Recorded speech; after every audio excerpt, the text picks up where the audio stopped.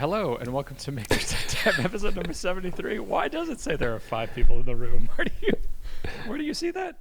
Up in the corner. I don't see that.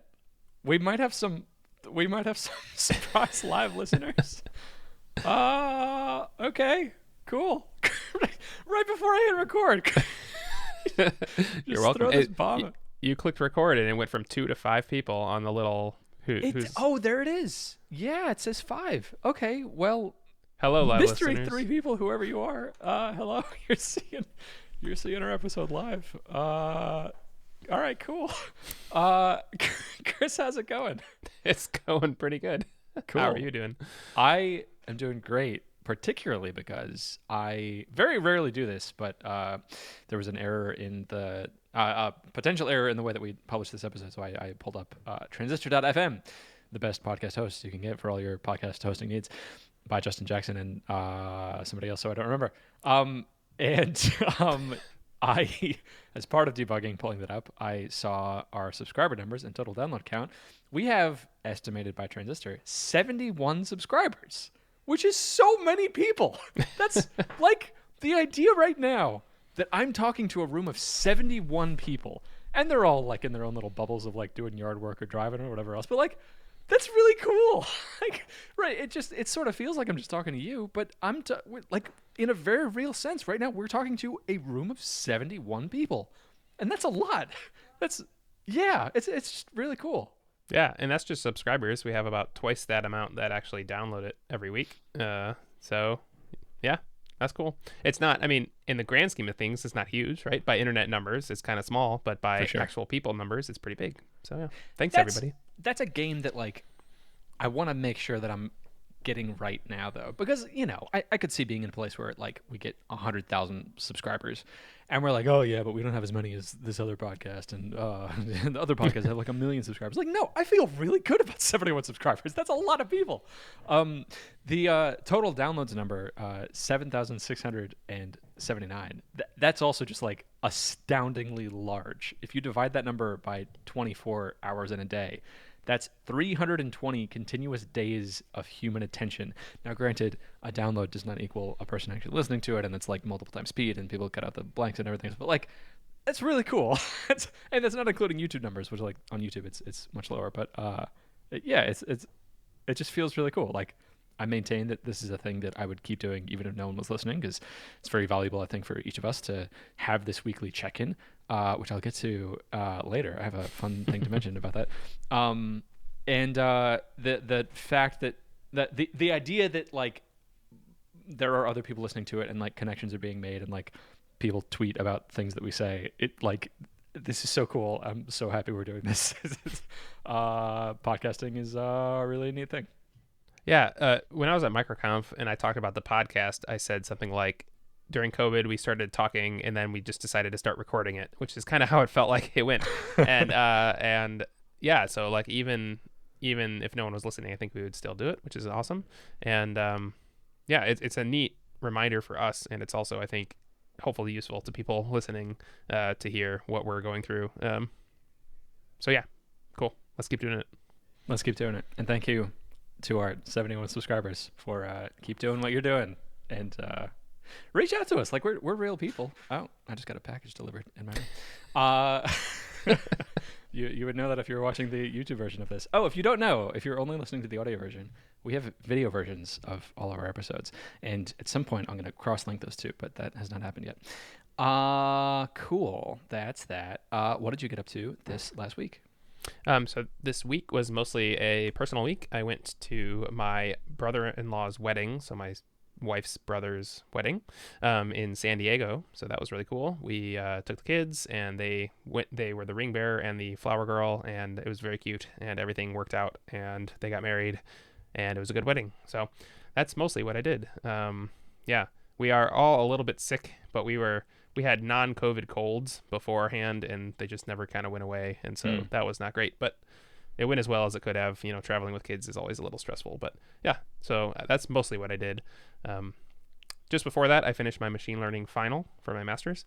So that's not graded yet, but that is done, and I can relax now. And I did not do much SaaS stuff because I did those two things. I like the idea that a successful good wedding is one where the people got married and nothing catastrophic happened. Yeah. Good. I'm glad. I'm glad it was a good wedding. Um, Congratulations on finishing your final for your masters. Was it easy? Was it hard? How are we feeling? It was as expected, I guess. It's funny because so they gave you like 2.5 hours or something, so you could do it any time within a 2 week window. But as soon as you started, you had 2.5 hours to finish, Mhm. and which is reasonable, I think.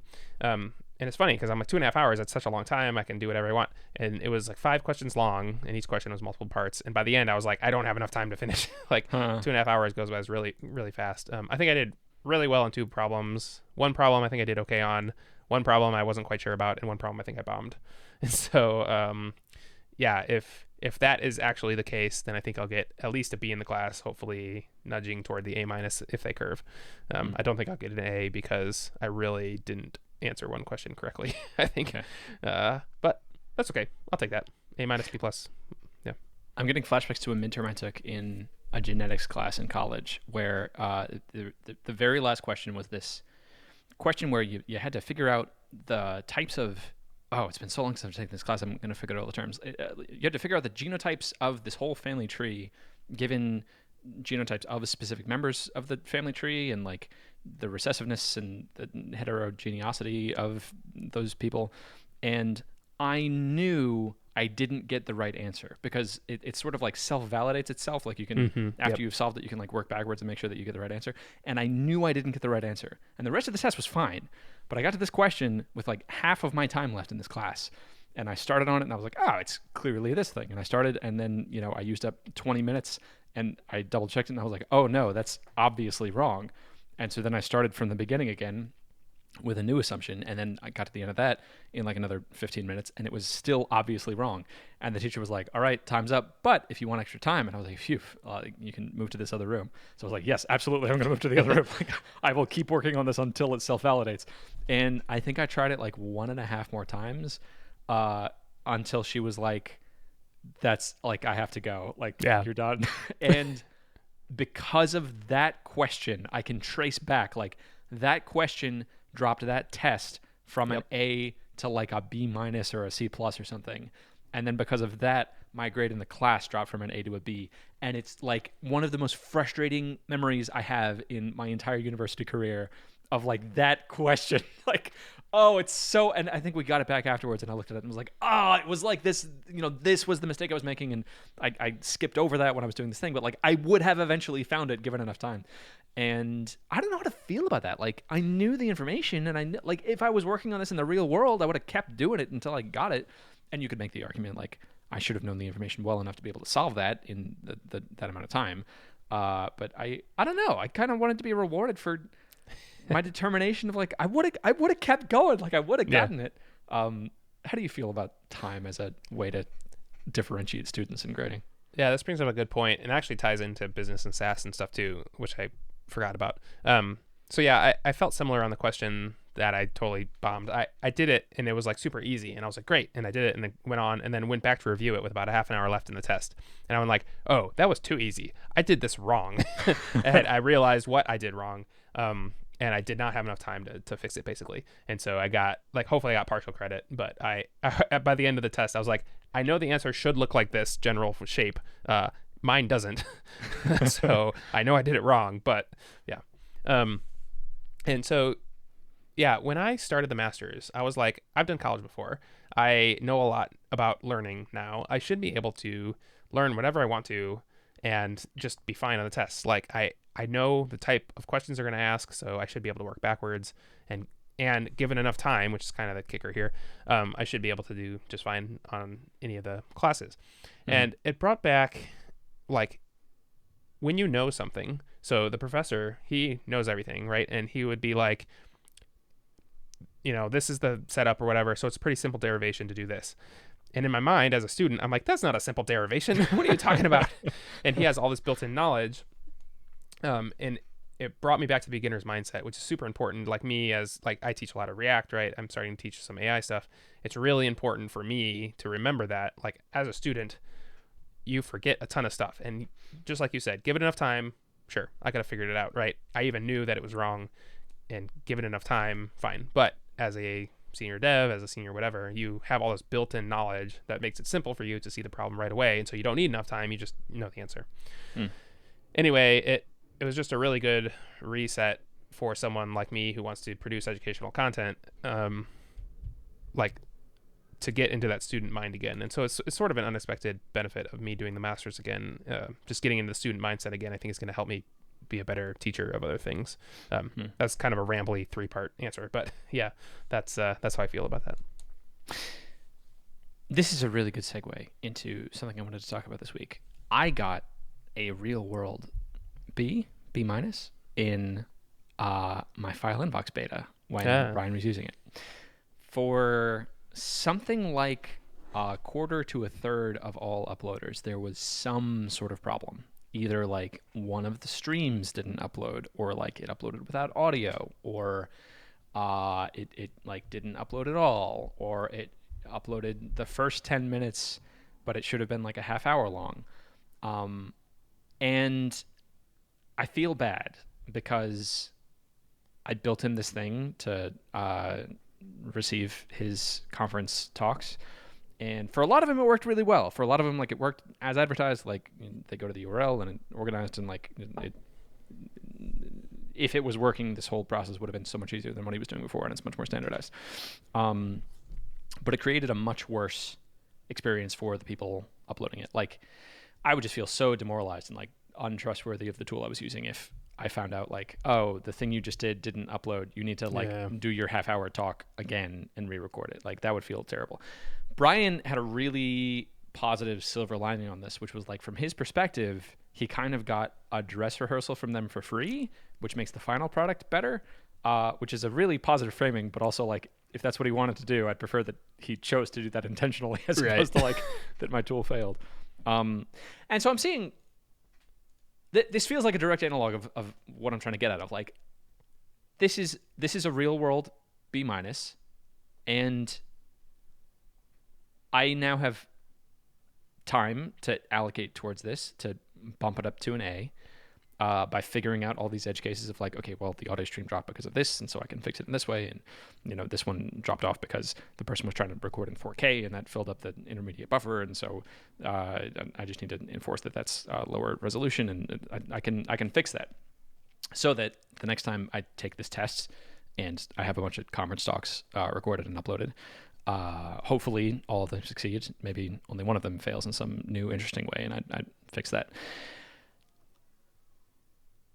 And I look at school as sort of like an analog of the real world, that school is preparing you for how to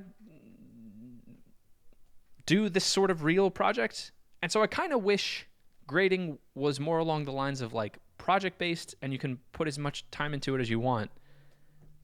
And at any point, you can ask me to grade it, and I'll grade it for you. And if you want me to regrade it after you've done more work, you can do that too. That feels more real. Though it would be a lot more work from the teaching perspective.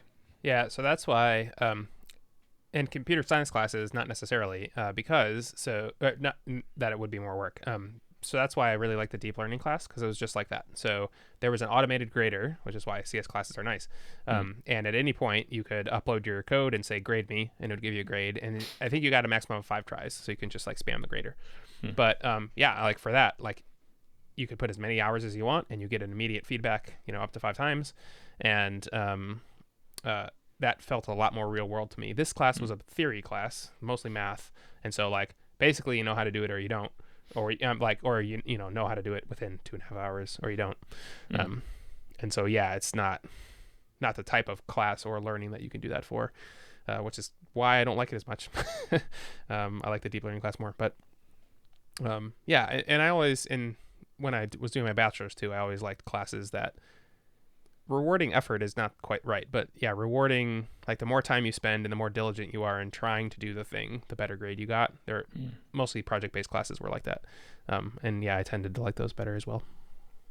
I think what this is reinforcing for me is like when I'm setting up an environment where I'm the teacher and I'm teaching students, I think it's a better environment for the student if I can have more immediate feedback. If I can set up that automatic grader, I think that's a much better experience than there's one midterm, and like the worst experience would be, you take this test and then you find out 10 years from now what your grade was. Like, that's you. How are you supposed to learn anything from that? Yeah. So I think that the opposite of that would be, I can imagine, writing an English essay. If I could just see in the upper left hand corner as I was writing the essay, this is your current grade as the essay is currently written, and here are the errors of the things that you got dinged for, I would be such a better writer. That would be such better feedback. I could iterate so much faster. I could experiment much more. I would feel much more motivated. I would feel much less demoralized by a bad grade because I knew I could just immediately change it. As a teacher, making an environment for students, more immediate feedback, cheaper, more frequently is better. So I want to try to do that. Yeah, I don't know if this is deliberate, but that's a great tie into the Kaggle contest that I was in, the essay grading competition, right? That's exactly what they're trying to do.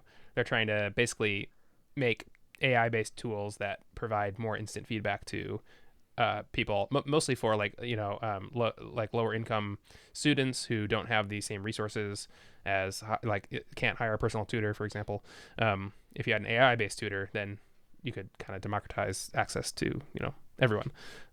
So that's what they were trying to do, and which is why I like that competition. Yeah, that's fantastic. That was an accidental tie-in. That yeah, exactly. That's what I want. More of that, please. Cool. You have been thinking about consulting. Do you want to talk about that? Yeah, this is kind of I'm doing SaaS stuff, right? And we talked like my total net worth is slowly going down because my SaaS and my education has not caught up with my spending yet. But your total knowledge is going up. That's right. And your total number of podcast downloads is going up. That's true. So my friend reached out, and his company has a consulting project they're thinking about. So I might do that. It's a React Native project. It sounded pretty interesting, and it's the type of project where it's like it's an internal like sort of prototype, and they may open source it as like a way to showcase their like SDKs. So yeah, that sounded kind of neat. And so we have a meeting tomorrow. So I might do that. A little less SaaS and more consulting time, but money. So that's good. Yeah. So it's kind of like you with your recent consulting, which is like, it's kind of nice to get paid for your time. Yeah. So I think that's all I have to say about that until I actually have the meeting and know if I do it or not, because we still don't, want to make sure it's a fit on both sides. But yeah, so I might do that. I'm also starting another Kaggle competition, which is the GPS competition, the same one I did last year. Cool. But it is an updated data set and a few updated rules and a little bit stuff. But this is the one I got 5th place in, and I'm looking forward to this one a lot because I had some unfinished ideas that I want to try for this one. So yeah, that just came out the last couple of days. So that's what I'm looking forward to. Kill it. I'm excited. Yeah, especially after I think you bought a textbook on GPS and learned. I did. All about I still have it. It's behind me. That's wonderful. I'm going to reread that textbook. Yeah. I'm reminded of the old film Casper, where they talk about how to exist as a ghost you need unfinished business. You've got some unfinished business with this GPS Kaggle competition. That's right. I'm excited to see you exterminate. No, what do you do with a ghost? You bust it.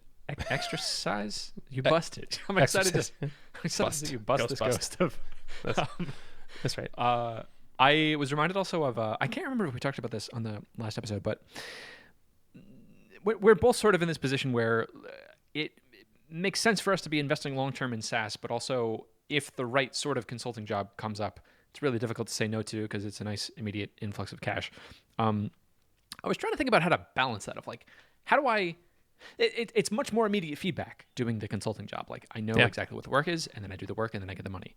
And with SaaS, it's a little fuzzier. It's well, I did all this work to make this video recording thing more robust, and that took me 10 hours. And now it works better for Brian a little bit. And now what?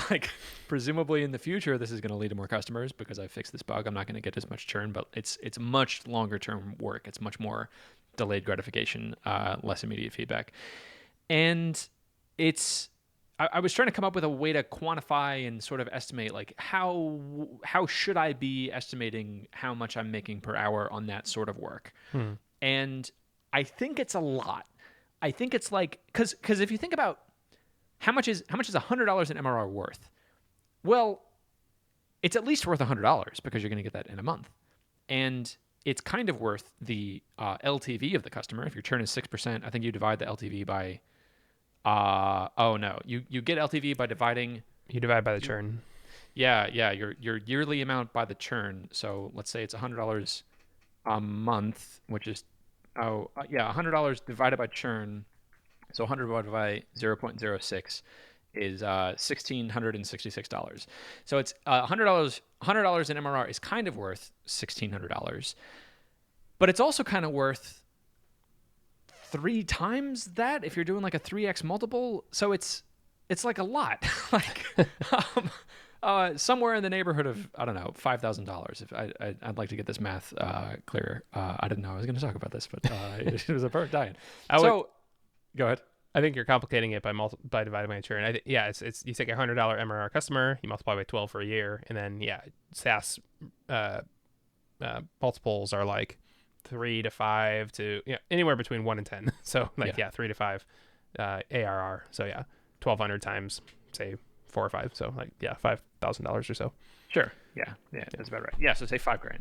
So like if you can spend an hour getting a customer that is going to pay you $100 a month, that's $5,000 an hour. Yes. And if I can, spend 10 hours to polish up this feature that's going to get me 10 customers, well, now that's 5,000 times 10 divided by 10 hours is $5,000 an hour. And that's way higher than anything we've been talking about of doing these consulting gigs. Even the one for Brian doing the video thing, that was like, I've spent a lot more time on it since then, so the hourly rate's gone down. But I think at the time it was like $800 an hour or something. That's like a lot more than $800. So it's, I'd like to be framing that more in terms of, yes, I'm not seeing the immediate results of spending time on the SaaS, but like, let's not forget about the crazy numbers in SaaS and how business development is incredibly worthwhile. And man, if I could like zoom out on the timescale of your life and Acorn Chat and look at, okay, what was the impact of you writing these blog posts and writing these customer buying guides, like that work is probably going to be worth an insane amount of money of writing blog posts. But at the time, you were just like, doing blog posts, and I'd rather be coding. And so I want to make sure that I'm not losing sight of that working on SaaS is really, really high value work.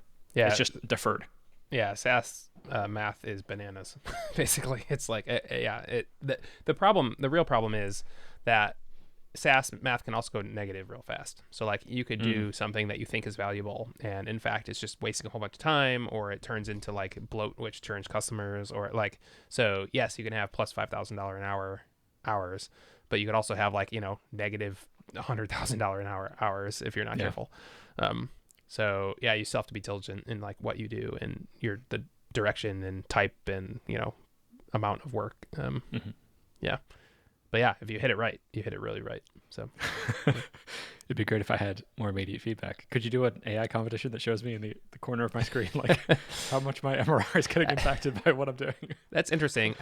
There are SaaS coaches who will basically do that. Basically, I think what they tell you is talk to your employees more, do make sure they have everything they need, and then talk to customers more. Like that's like go talk to people.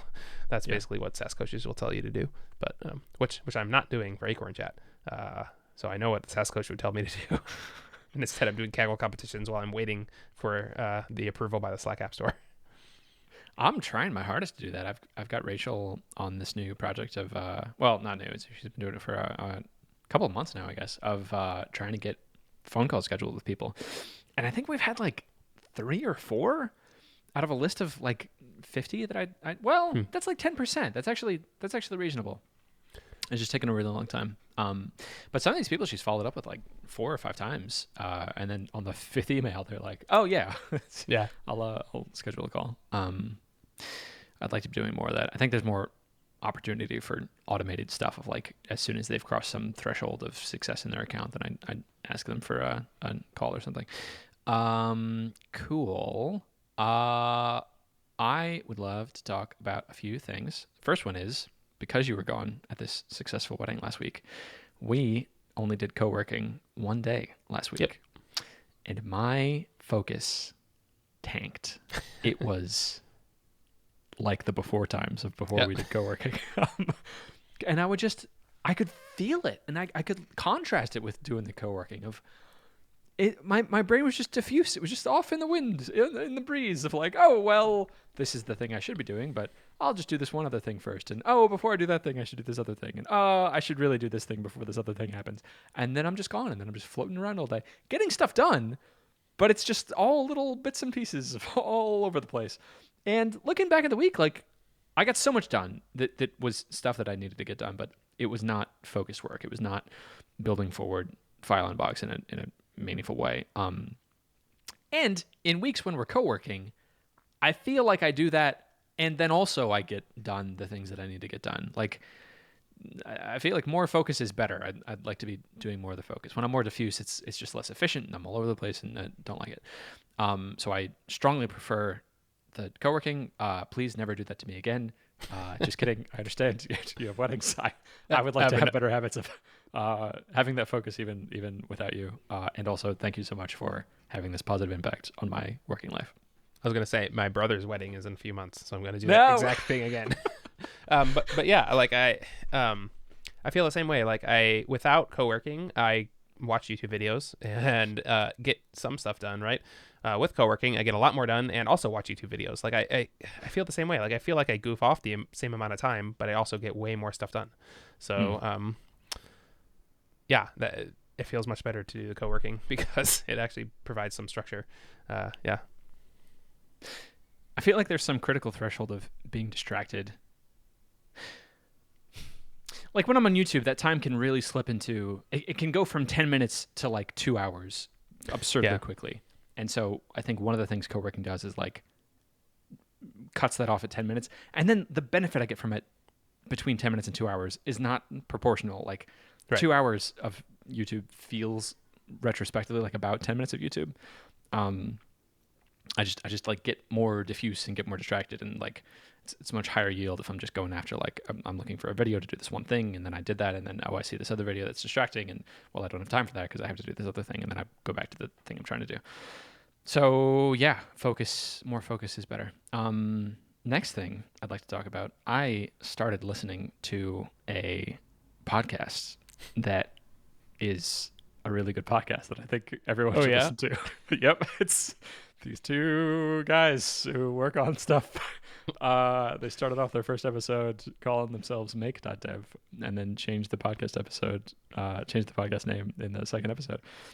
Listen to episodes 1 and 2 of this podcast. That's what I'm talking about for anyone who hasn't caught on yet. And it was so interesting. I loved our rationale for starting it. I feel like we've gotten the benefit that we wanted from this podcast. It's interesting that most of what I was talking about was textbooks, please, which like I haven't thought about since I finished it. But I was talking all about like wanting to do SEO pages and marketing, and I didn't do any of that. And you even called me out on it. You were like, "You're not going to do that. You should like stop doing this development stuff and do the marketing instead." And I was like, "I'll get to that eventually," and I have not gotten to it. This was, I don't know, a year and a half or 2 years ago. We were going to have Moitze Zove on as a guest, and we never did that. Go ahead. Oh yeah. Is that site still running? Textbook, please. I assume so. Let me actually test that right now.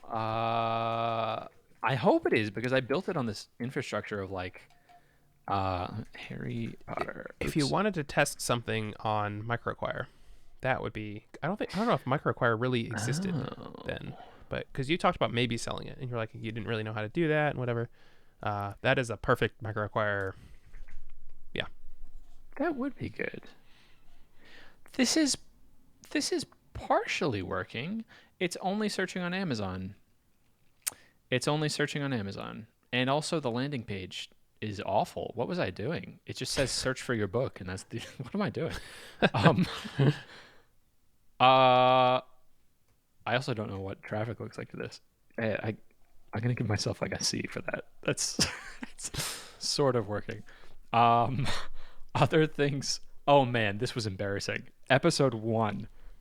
I was talking about the Fileinbox serverless transition. Oh, right.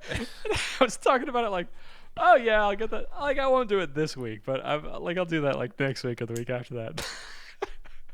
To be fair, at the time I was thinking that was just going to be a feature, and I was going to like bolt that onto the existing Rails app, and I migrated from that to like, well, no, it makes more sense to just like completely recode it from scratch. But it's kind of embarrassing listening to that, being like, oh, Christian of the past, if only you knew the journey you would go on.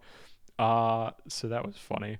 Oh, huge success in episode 2. I mentioned I was doing all my time tracking back then too. So I calculated my total efficiency of like the for minutes of video output compared to the amount of time that I spent producing that output. What was my efficiency? So if it was perfect for an hour of video output, I would only spend an hour into it. That would be 100% efficient. And if I spent 10 hours preparing a 1 hour video, that would be 10% efficiency. And I calculated my efficiency for the very first episode to be 22.4%. And I was like, I would love to improve this with some system level stuff. And then in episode 2, I was like, man, I don't know how I'm going to improve. Or in episode 3, I was like, I don't know how I'm going to improve on that. I improved it a little bit up to 25%. And I haven't like actually calculated it. I guess I could do that, but I think it's something like 90 or 95% with my whole automated video editor thing. And that feels great. It's really cool. So that feels like a huge win. That was something that I wasn't even sure I'd be able to do. And I was able to do it. Also in episode 2, I had the idea for clips.marketing. And Oh, nice. Yeah. And then I did it. So that was cool. Cool. Yeah, with video editing for the podcast, I think we've fallen into what we both like to do. You have an automated video editor, which edits our video from Riverside, and then I actually listen to it and timestamp the thing, which does take some time. It takes like a half an hour to listen to timestamp for the hour-long show. Oh, you do it at multiple time speed? Yeah, I watch it at like 2.5 times because nice. Basically remember what we've done. But I also really like re-listening to it. Some people hate listening to their own voice or hate like hearing what they said, but I also love it. yeah. Well, I don't like it because it's my voice. I like it because while I'm talking, like right now, I don't really know what I'm saying. Like I'm like it's all coming out and we're having a conversation, but I only get like part of it. But when I re-listen to it, I like hear all the points again and like they solidify like what I'm gonna do, what I said I'm going to do. You know, so it's kind of like listening to my brain and I've already forgotten what I said. You know, so I do like re-listening to it just a few days later. And then so my point is we've sort of fallen into a very good, I think, routine for doing our podcast, which doesn't require paying an editor, which interesting point. The Software Social podcast, they said it cost them $250 a month to produce that podcast. And I have to imagine most of that is for an editor. And we don't have that cost at all. So yeah. Cool. It just took 50 hours of development time. Right. But I got to learn a lot more about ffmpeg, and I was having fun. In hearing you say that, I'm missing I'm missing re-listening to the episode being part of the workflow. I had that for the first dozen or so episodes because I was editing it by hand. And yeah, it was kind of nice to just solidify what I had said, and I feel like I became more cohesive as a person because I could listen to what I was saying and then evaluate it from a third-party perspective. But it's also things that I said, and it's things that I said recently. I think I'd like to. I think what that's going to look like is I'd like to re-listen to all the old episodes and then catch up to the most recent one. I just found it really useful to re-listen to what I was saying. As a consequence of that, I'm probably going to go back and up the audio quality of all the old episodes before I fix the crunchy issue.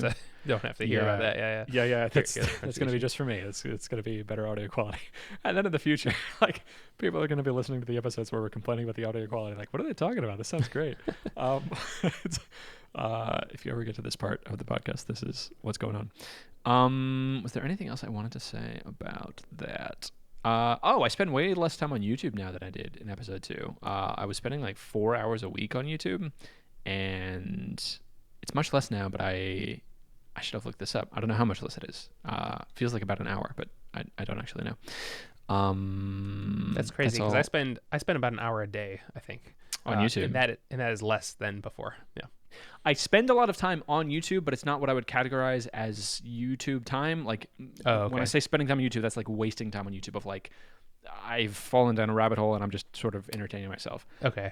If you look at like in my Chrome history, how much time did Christian spend looking at a screen that showed YouTube.com? It's a lot more. It's probably an hour or more a day. But I consider that like project research or like YouTube has become much more reliable for me as a source of information. Like I'd rather search on YouTube for how to do something than Google it, because if you Google stuff, it's just trash. Like anything you Google, it's just a list. Yep. That's this obvious blog spam of they're just trying to sell you this product, and that you read it and it doesn't make sense. Yep. But on YouTube, like it's a real human person, and they've put at least enough effort into this thing to record a video about it, so that the threshold is higher. So it's just much higher quality information. That is true. Like it takes more effort to put something on YouTube, and so I found the same thing. Like as long as it's not a bot reading something on YouTube, which I hate, Yeah. I click off those right away. Yeah. Then a person spent at least that much time, putting it on YouTube. Yeah. I wonder how that's going to be different once AI videos become more of a thing. Yeah. Probably worse. Yeah, it's going to get worse. And then I think what's going to happen is there's going to be some higher level of like, this is a Neuralink recording of a person's Right. brainwaves, and then that's going to become the new high source of information, and Interesting. that's going to get automated. It's a sort of cat and mouse game of how to figure out what the high quality information is. Right. I had one of my Attaboy projects this last week. My girlfriend, soon to be fiance, I think that's happening this month, if I can get the ring done in time.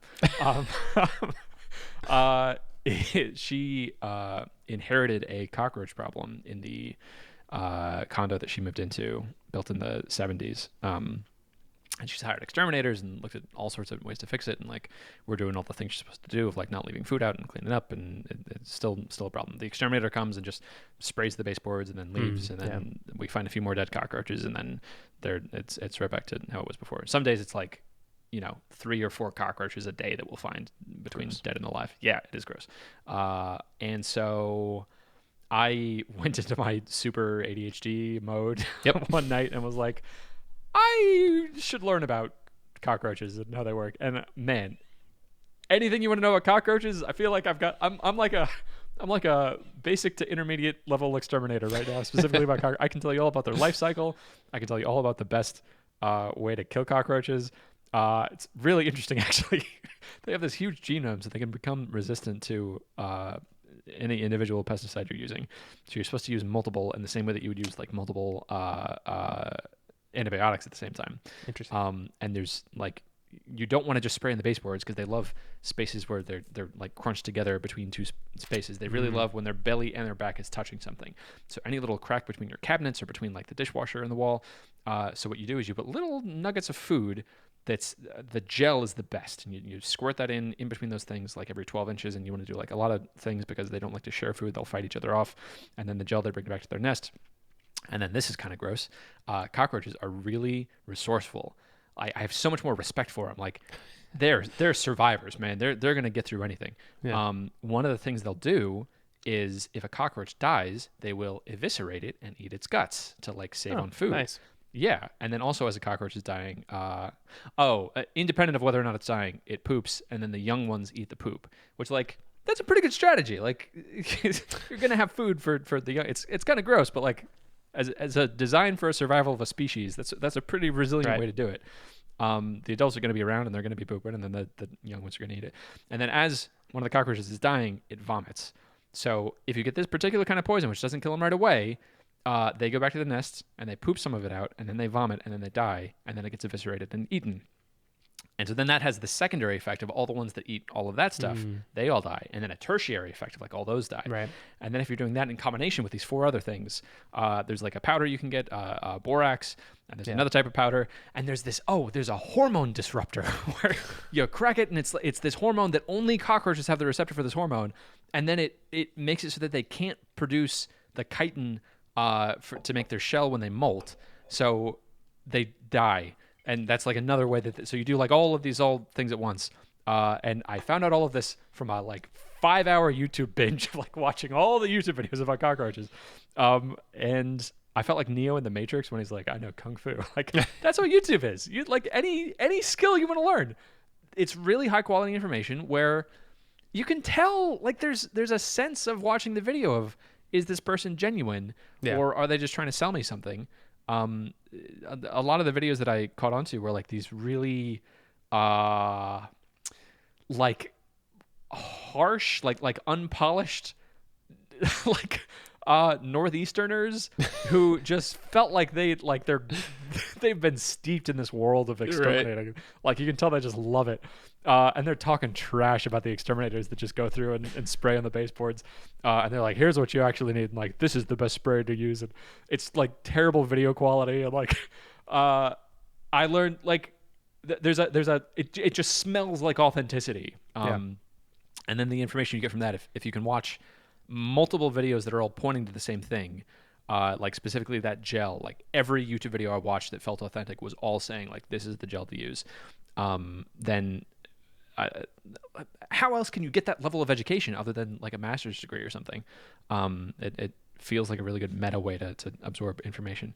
I apologize to listeners who are grossed out by talks about how cockroaches work. Maybe I should have had a warning to skip over that part, but I'm done now. Yeah. Well, we'll move from cockroaches to again April Dunford's toilet talk, which was kind of the same thing. It's like the more authentic you are, like even when it comes to like sending people who want to buy your software away to other people who are better, like Yeah. the more you do that authentically, the more people will trust like what you have to say. Yeah. So like with the buyer's guide, that's what I try to do. I was like, if you fit these criteria, this is not going to be a good experience for you. You know, go somewhere else. And that like I had people on Twitter say, you know, what a refreshing, like honest take at the landscape. And that's exactly what I was going for. So that's great. Also, yes, that's exactly what YouTube is great for. So even like on this trip, we went to San Diego. I watched a bunch of videos about like where to go to San Diego, and it's just a much richer way to learn about where you're going to be before you get there. And so my wife had a thing, like when we go places, I'm kind of always the person who's like, so we land in San Diego, we should go to this beach and we should do this and we should whatever. And she's like, I like that you do that. Do you like doing that, or should I take more active role? Basically, like we had that conversation, and I was like, I actually really like doing that. It's like part of the whole experience for me is learning about the place before I get there and knowing all what to do and everything. And so, so that turned out to be really great. Like she hates doing that, and so it's really good that I like doing that because she likes just being like, what's the best beach, and then I go off in a 2-hour rabbit hole of YouTube and then come back with an answer. Yeah, that's what YouTube is good for, and I like doing it. So. Yeah. That's so interesting that you and your wife had that conversation. Sarah and I just had that conversation, but she's the person who does the trip planning and enjoys it. Yeah. I'm just like, I'm going to be happy with anything. Like, right. Just let me know when I need to be packed and I'm good to go. Let me know how much to Venmo you for whatever we're doing. Yeah, that's a good relationship dynamic to have. I had a thought and I'm trying to remember what it was. Authenticity. As a metric of the value of the information, like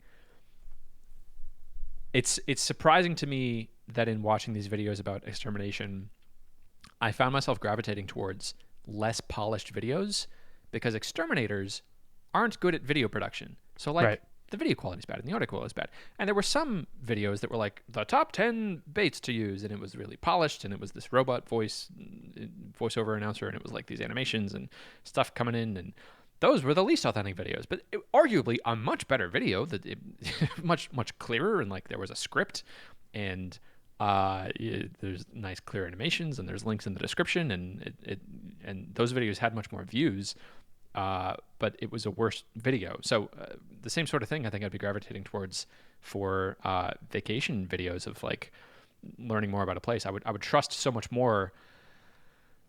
I don't know what it would be in like who's the person that I'm looking for in a new city. I'd be looking for someone who recorded a subpar video on their cell phone that was just like, we had such a good time and here's this cool thing we did, as opposed to like the tourist thing made by the city where they paid $20,000 to a consultancy to be like, make us a tourism video. So that's in applying that to SaaS. I think this is reinforcing for me not to worry as much about quality, because what people are looking for is authenticity. So like the videos that I make of, hey, I'm a developer and I made this thing, is much more authentic than some big corporation that hired a PR firm to make a video for them talking about the same sort of problem. Like I think I come across as much more authentic than them.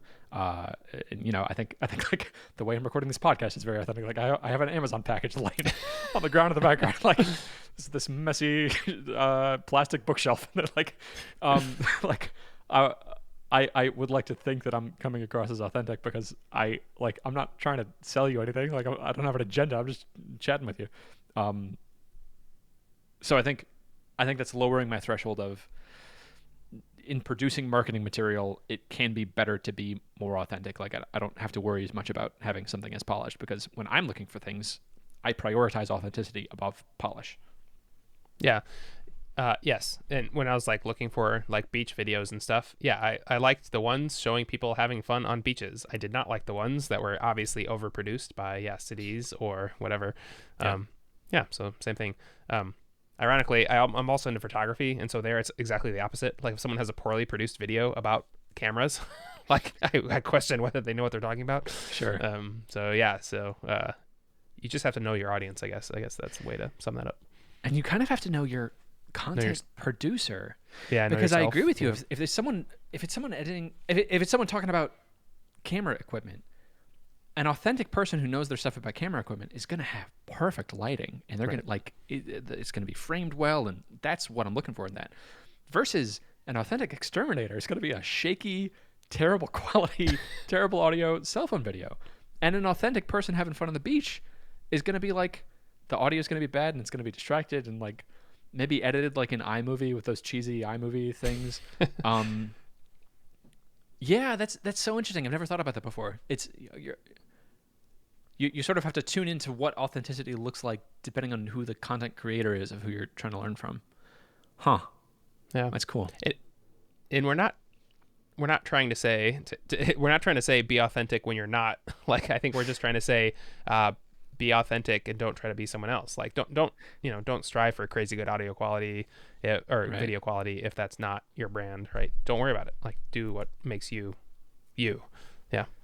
And the 3D chess of this would be if the consultancy being paid $20,000 by the city of Miami or whatever started making like terrible quality. Like yes, they're trying to mimic authenticity. It's weird. Like it's not something you can sort of put your finger on, but I feel like I'd be able to tell. I feel like when it's like a sponsored TikTok, I feel like I can watch and be like, this is an ad. This person doesn't actually use this product. They're just being paid to sell it. Versus when someone like really likes the product and they're just saying like, I had this problem and here's like, look at how cool I am because I'm teaching you how to do this thing.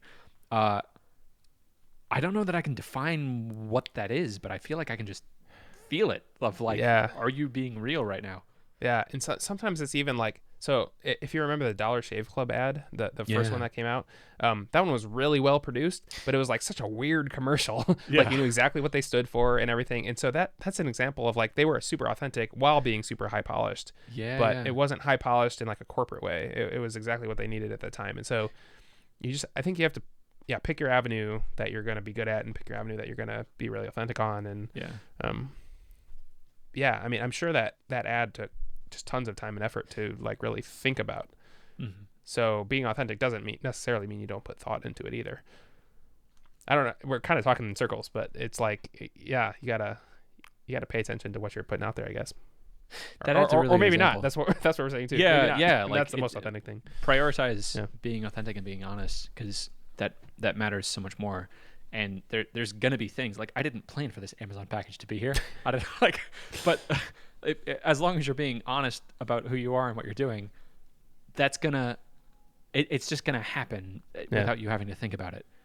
So prioritize that above anything else, I think is the message I'm taking. Yeah. I love the example of the Dollar Shave Club because I vividly remember seeing that ad for the first time and just feeling this wash of refreshing, like, oh my gosh, what a great company that are, this dude's being honest and he's being funny and he's throwing things around. It's sort of a mockery of traditional commercials.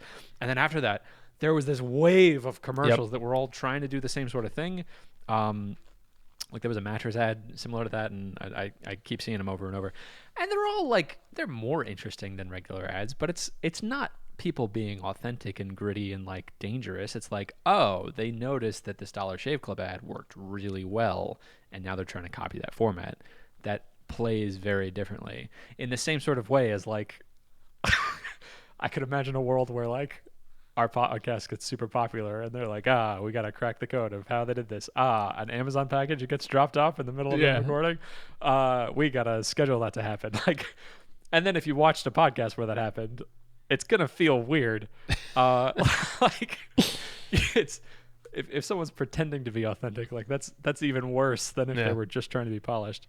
I'm reminded of this. Reminds me of restaurants. Like often the best restaurant is like in a strip mall and has bad lighting and whatever. It's like that's just some family trying to make it, and they're gonna serve you their food, and you're like, that's often the best food. When they get too polished, then it's like, all right, yeah. I have a memory of going to a Thai restaurant like that, but that's not an interesting enough story to actually talk about. We're running out of time. I have a handful of things that I would like a Attaboy on, and I have 2 things that I would like your hot take on. Are you ready? Right. Yes. Chris, this last week, I weeded and trimmed and got a whole truckload of mulch and then mulched the backyard of this rental property to avoid losing my deposit. Can I get an Attaboy? Attaboy in the Texas sun. In the Texas sun, yes. Very good. Thank you. And it was actually really good weather. It was nice. Mulch smells really good too. I gave Rachel, my personal assistant, a bunch of new work entering HSA expenses and have a whole system for doing that now. So now that'll just get done in the future. Can I get an Attaboy?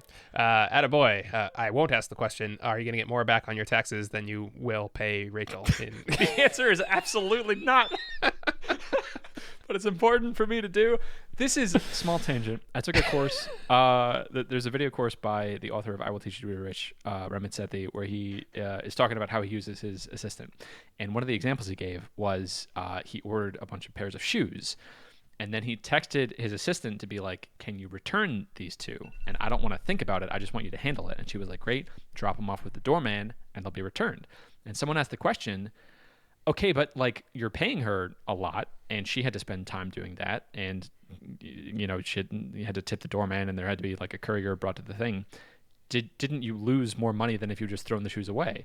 And he was like, probably, but that's a thing that's important to me. Like I that just would have been stuck in my head of that's a value that I have of like, if I buy something and I don't like it, I want to return it.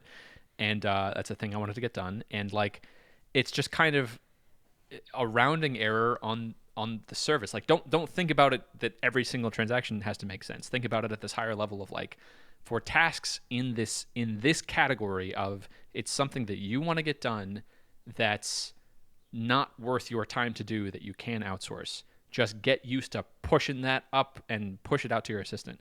So I don't think it's going to make sense like from a financial perspective of being able to justify that I'm making more money back from this, but that's not why I'm doing it. I'm doing it to practice outsourcing. And like, in the future, I want 50 pipelines like this where I just push something into a queue and I know it's going to get done and I don't think about it again.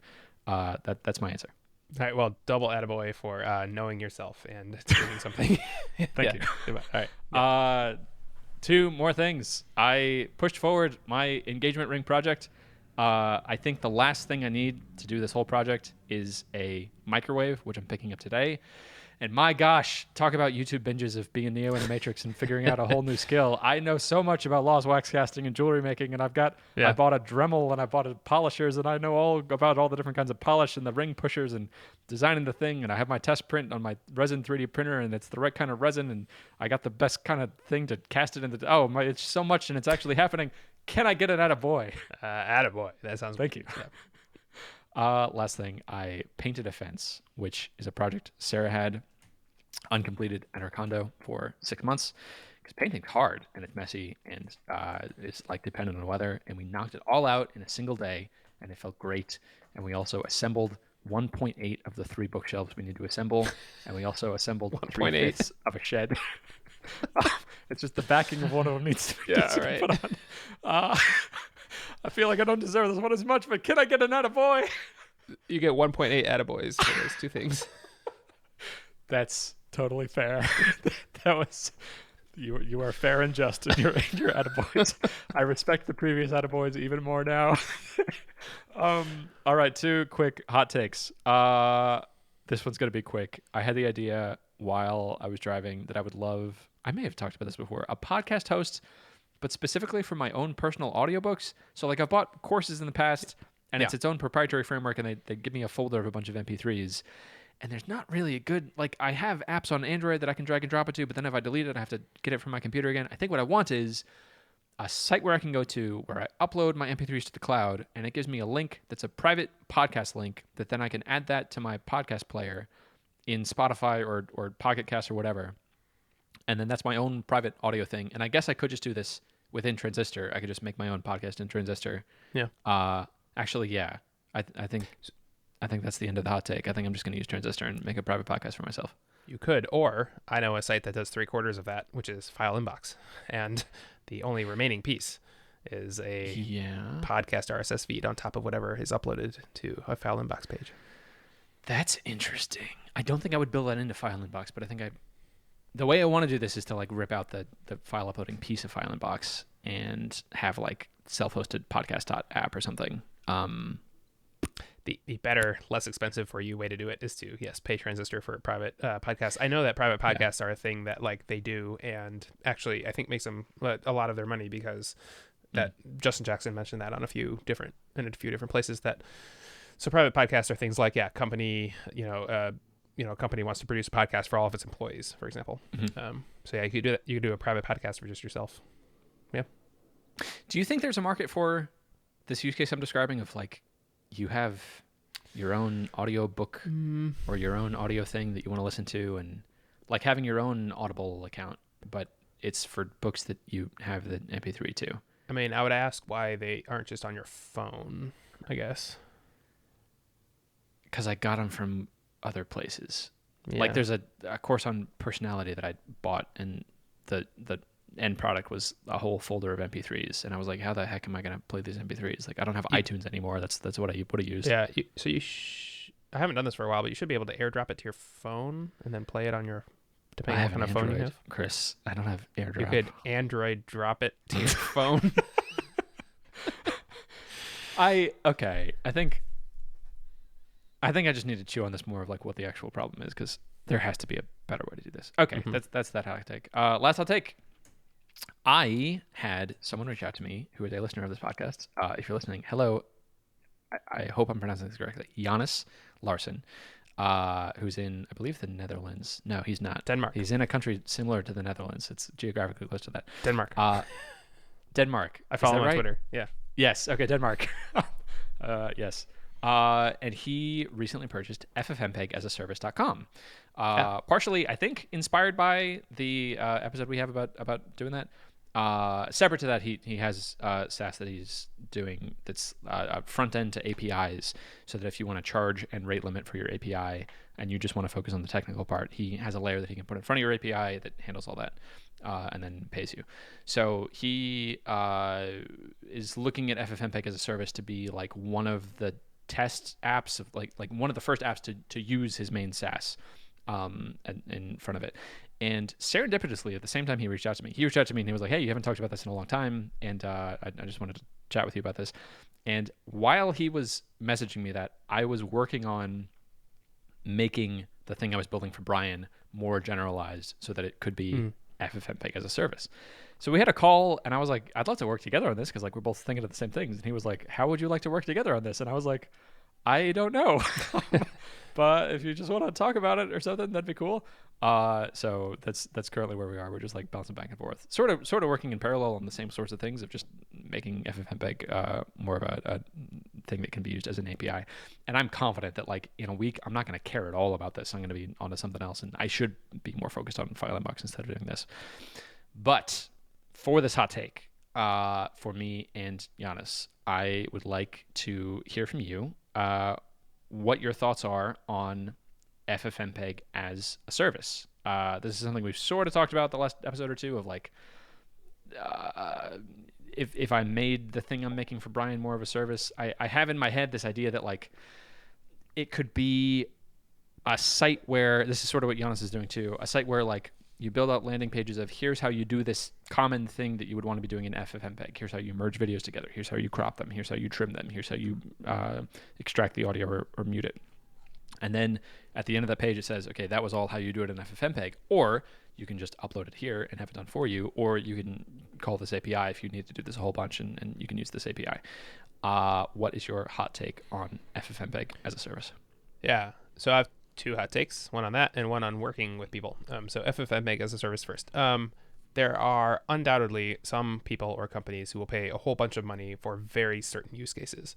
So if you wanted to make the most money quickly, I would do this sort of as consulting first. Try to find the companies that are doing, like 1,000 video ads a month and they need to clip something, whatever, and do it, offer to do it manually or something, get their price range, to get exactly what they're doing. And then, so that's how I would do that.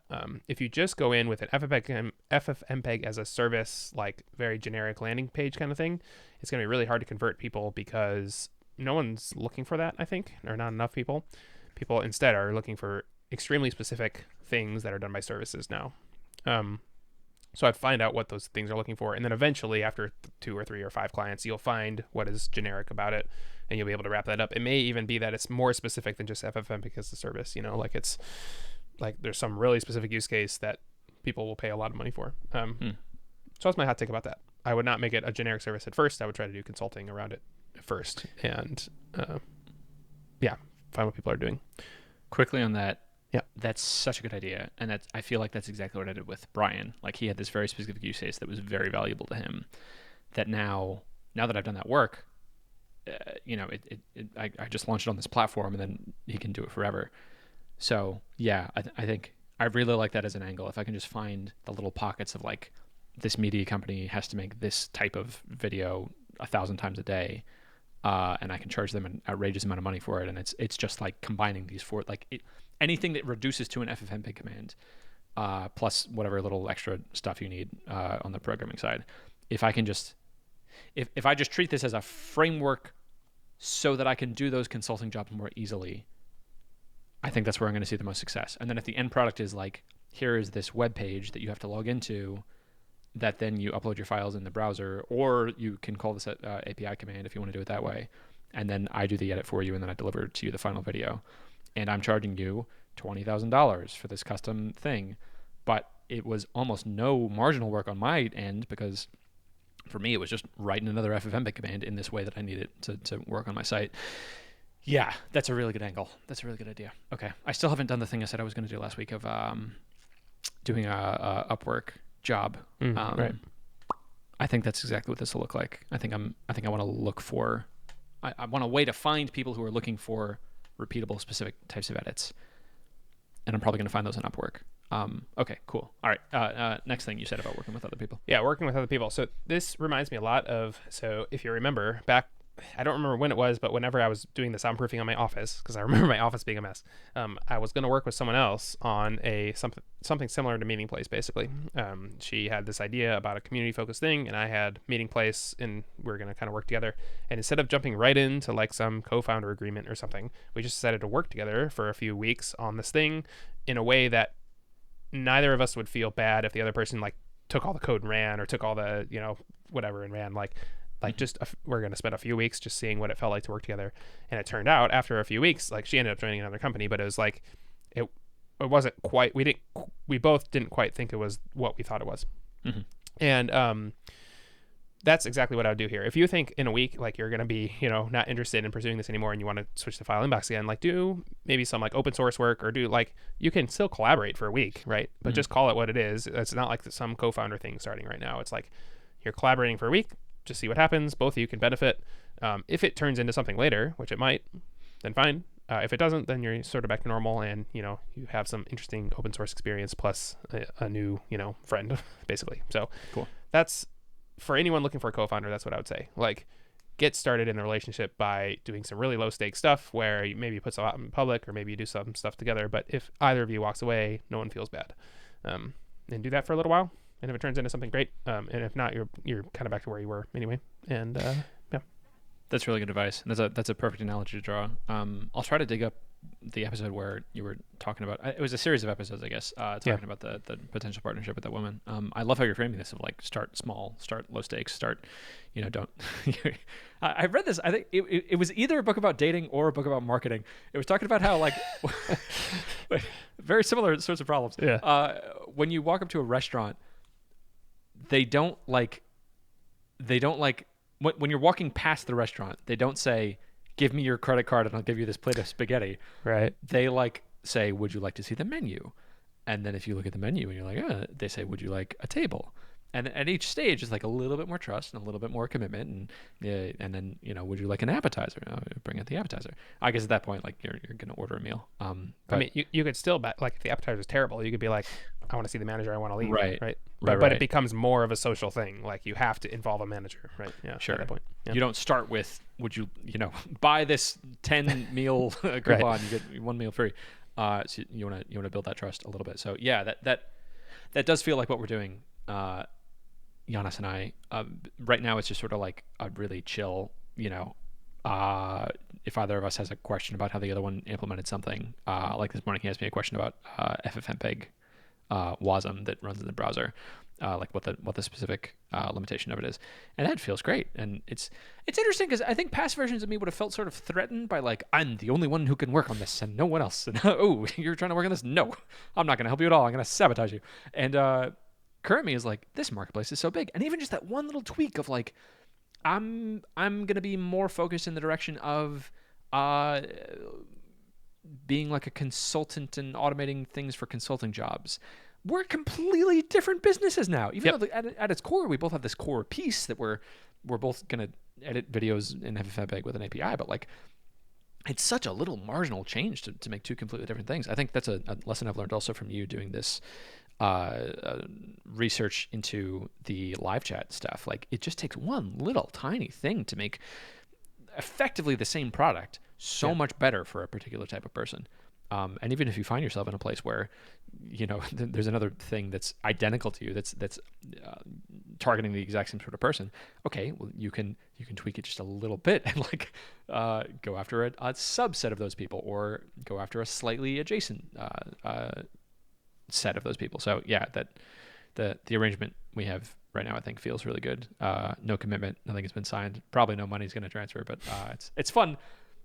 It's fun having another person who's thinking about similar sorts of problems. Like, how many people can you talk to, who, Right. are interested in this sort of thing? So that feels really good. Cool, Chris. That's all I got. That's all I got too. Then I will open this package behind me to figure out what's inside of it and